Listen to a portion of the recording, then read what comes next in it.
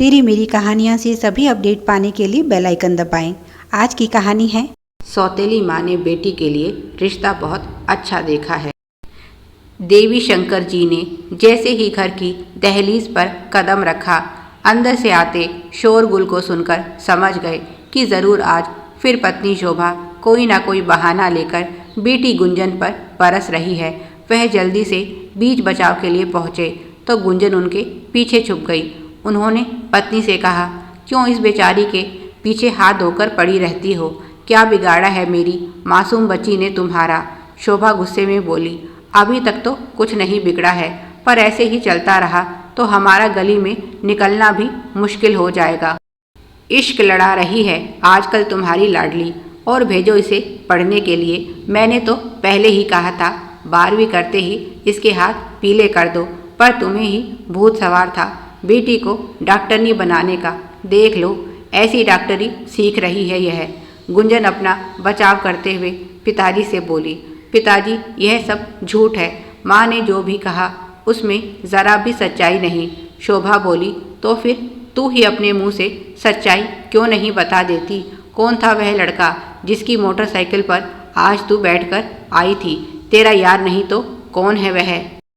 गुंजन बोली, पापा वह विराट है, मेरे साथ कोचिंग सेंटर में पढ़ता है। वह भी डॉक्टर बनना चाहता है। हम दोनों केवल अच्छे दोस्त हैं। पढ़ाई में वह मेरी बहुत सहायता करता है। आज मेरी सैंडल टूट गई थी, इसीलिए उसने मुझे घर तक लिफ्ट दे दी। दोस्ती से ज़्यादा हमारे बीच कुछ नहीं। माँ बिना वजह बात को बढ़ा चढ़ाकर आपको बता रही है ताकि आप मेरी पढ़ाई छुड़वा दें। यह तो यही चाहती हैं कि मेरी माँ का सपना कभी पूरा ना हो पाए, पर मैं अपनी माँ का सपना ज़रूर पूरा करूँगी। शोभा बोली, बड़ी आई माँ का सपना पूरा करने वाली। अभी तो तू किसी और के सपने देख रही है, पर कान खोलकर सुन ले लड़की, मेरी तुझ पर पैनी नज़र है। तेरी यह रासलीला जिस दिन मैंने अपनी आंखों से देख ली, उसी दिन तेरे हाथ पीले कर दूंगी। और देवी शंकर ने किसी तरह से दोनों को समझा बुझाकर शांत किया।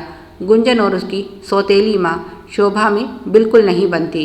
शोभा अपने बेटे प्रियांशु पर तो जान देती है, पर गुंजन का साया भी इस घर में नहीं देखना चाहती, इसीलिए वह उसकी शादी करवाना चाहती है। जबकि गुंजन की जिद है कि वह डॉक्टर बन के अपनी माँ का सपना पूरा करेगी। उसकी माँ नीतू खुद एक नर्स थी और गुंजन के जन्म के समय ही उसने निर्णय कर लिया था कि वह अपनी बेटी को डॉक्टर बनाएगी। अब माँ का यह अधूरा सपना पूरा करना ही गुंजन का एकमात्र लक्ष्य है। एक सड़क दुर्घटना में नीतू की मृत्यु के बाद देवी शंकर ने शोभा से दूसरा विवाह किया। वह 5 वर्ष की गुंजन को माँ का प्यार देना चाहते थे और जब तक प्रियांशु का जन्म नहीं हुआ तब तक उनका यह फैसला सही भी साबित हुआ। पर बेटे के जन्म के बाद शोभा ने अपना असली रंग दिखाना शुरू कर दिया और इस तरह गुंजन और उसकी सौतेली माँ के बीच दूरियां बढ़ती रही। गुंजन पढ़ने में बहुत होशियार थी और प्रियांशु पढ़ाई में बिल्कुल ठप था। यह भी एक वजह थी शोभा की गुंजन से जलन की। वह अपने बेटे को डॉक्टर बनाना चाहती थी, पर प्रियांशु इस लायक ही नहीं था। उसने साफ साफ बोल दिया था, एक घर में एक डॉक्टर ही बहुत है, उसके बस का नहीं है इतना पढ़ना। वह गुंजन से बहुत प्यार करता था और बहन का बहुत ख्याल रखता। उसकी भी इच्छा थी कि गुंजन का सपना एक दिन पूरा हो। माँ का व्यवहार चाहे गुंजन के लिए जैसा भी हो, प्रियांशु सगे भाई से बढ़कर था गुंजन के लिए, और यही भाई बहन का प्यार देवी शंकर जी की हिम्मत थी। नहीं तो पत्नी के व्यवहार से वह बिल्कुल टूट चुके थे। गुंजन की मेहनत रंग लाई और उसका MBBS में दाखिला हो गया। जब उसकी पढ़ाई पूरी होने में 6 महीने शेष थे, अचानक देवी शंकर जी यह दुनिया छोड़कर चले गए। सौतेली माँ ने उसका रिश्ता तय कर दिया। गुंजन पिता के जाने के बाद सदमे में थी और भाई प्रियांशु यह सब समझ रहा था। शोभा ने गुंजन के लिए 12वीं पास कबाड़ी का काम करने वाले एक लड़के को चुना था। यह उसकी योग्य बहन के लिए ना तो उचित वर था और ना ही उचित घर। पिता को गए 3 महीने हुए थे और गुंजन की शादी पक्की हो चुकी थी। एक दिन प्रियांशु बहन के पास गया और बोला, दीदी तुम भाग क्यों नहीं जाती? माँ जो कर रही है वह गलत है, पर अब उन्हें यहाँ रोकने वाला कोई नहीं। मैंने बहुत प्रयास किया पर मेरी उसने नहीं सुनी। अगर तुम्हें अपनी जिंदगी बर्बाद होने से बचानी है तो तुम्हें यहाँ से जाना होगा। घबराओ नहीं, मैं तुम्हारे साथ हूँ। तुम्हारा सपना मेरा सपना है और पिताजी का भी, इसे तो तुम्हें हर हाल में पूरा करना है। पर गुंजन बोली, भागकर मैं अपने स्वर्गवासी पिता के नाम पर धब्बा नहीं लगा सकती। जो किस्मत में होगा वह हो जाएगा। शायद यही लिखा है ऊपर वाले ने मेरी तकदीर में। पर प्रियांशु को यह शादी मंजूर नहीं थी। उसने बहुत प्रयास किए माँ को समझाने के, पर शोभा पर कोई असर नहीं हुआ और आखिर में वह दिन भी आया जब गुंजन का विवाह संपन्न हो गया। विदाई के समय ऐसा कोई नहीं था जिसके गले लगकर वह रो सके, केवल उसके भाई प्रियांशु के। वह बहुत देर तक भाई से लिपट कर रोती रही। कुछ देर बाद एक बड़ी सी कार उसके सामने आकर रुकी तो वहाँ उपस्थित महिलाएं और पुरुष शोभा की तारीफ करने लगे। कुछ भी कहो, लोग सौतेली माँ को यूं ही बदनाम करते हैं। शोभा ने बेटी के लिए रिश्ता तो बहुत अच्छा देखा है।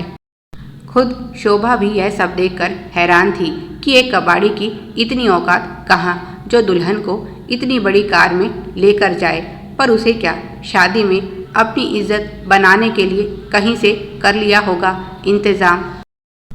पर यह क्या, दूल्हे की जगह जब उसने विराट को देखा तो हक्की बक्की रह गई। गुंजन भी हैरान थी उसे वहां देखकर। प्रियांशु बोला, माँ इतना हैरान होने की ज़रूरत नहीं, दीदी की शादी इन्हीं से हुई है। तुमने क्या सोचा तुम मेरी बहन का जीवन बर्बाद कर दोगी और मैं चुपचाप तमाशा देखता रहूँगा? नहीं माँ, मैंने अपनी बहन की जिंदगी और उसका सपना दोनों बचा लिए। जब गुंजन ने प्रियांशु का साथ नहीं दिया और माँ ने भी उसकी कोई बात नहीं सुनी तो वह सीधा विराट के माता पिता के पास पहुँचा और उनके सामने हाथ जोड़कर अपनी बहन का जीवन बचाने की गुहार लगाई। उसने विराट से भी कहा कि गुंजन तुम्हारी बहुत अच्छी दोस्त है, अगर उसकी शादी उस कबाड़ी से हो गई तो मेरी बहन का जीवन नष्ट हो जाएगा। मुझे केवल तुम ही आशा की किरण नजर आते हो। मैं तुम्हारे आगे हाथ जोड़ता हूँ, मेरी बहन से शादी कर लो और बचा लो उसे इस अंधेरे कुएं में गिरने से। विराट के मन में गुंजन के लिए भावनाएं तो थी, पर गुंजन का व्यवहार उसके लिए केवल एक मित्र का था, इसीलिए कभी वह उससे कुछ कह नहीं पाया।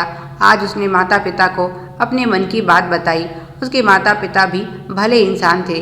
गुंजन से वह कई बार मिल चुके थे और इस तरह से वह बेटे की शादी गुंजन से करने के तैयार हो गए। उस कबाड़ी वाले के परिवार को विराट के पिताजी ने कुछ रुपए देकर शादी ना करने के लिए मना लिया और उसकी जगह विराट दूल्हा बनकर आ गया और इस तरह से गुंजन और विराट की शादी हो गई।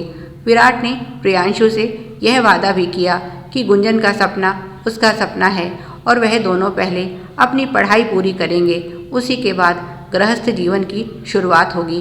विराट बोला, गुंजन तुम बहुत किस्मत वाली हो जो तुम्हें प्रियांशु जैसा प्यार करने वाला भाई मिला। गुंजन भाई से लिपटकर जोर जोर से रोने लगी। छोटा होते हुए भी उसने भाई के साथ साथ पिता का फर्ज पूरा किया था और शोभा का चेहरा यह सच जानकर पीला पड़ गया था। कहाँ वह गुंजन का जीवन बर्बाद करने चली थी और कहाँ उसके अपने ही बेटे ने उसके सारे किए कराए पर पानी फेर दिया। विराट ने अपना वादा निभाया और कुछ ही महीनों बाद दोनों ने अपनी डिग्री पूरी की। गुंजन ने इस सफलता का सारा श्रेय अपने भाई को दिया और इस तरह से उसने अपने माता पिता का और अपने भाई का सपना पूरा कर दिखाया। शोभा अब अपने किए पर बहुत लज्जित थी। बेटी को तो कभी उसने अपना समझा ही नहीं था, पर इस घटना के बाद से बेटा भी अपना नहीं रहा। जिस रात गुंजन की विदाई हुई उसी रात प्रियांशु ने भी वह घर छोड़ दिया और माँ से अलग रहने लगा। उसने कहा, जब यह घर गुंजन का नहीं हो सका तो मेरा भी नहीं हो सकता। माँ तुम्हें यह घर मुबारक हो और रहो तुम यहाँ अकेली शान से। तुम्हें तो केवल गुंजन से छुटकारा चाहिए था, पर भगवान ने तुम्हारी कुछ ज़्यादा ही सुन ली। अब तुम्हें बेटे से भी छुटकारा मिल गया। प्यारे दर्शकों, आप सभी की सुविधा के लिए चैनल पर सैकड़ों कहानियाँ विभिन्न प्लेलिस्ट के रूप में उपलब्ध हैं। उन्हें भी पढ़ें और अपना स्नेह दें। Please like, share and subscribe. Thanks for watching.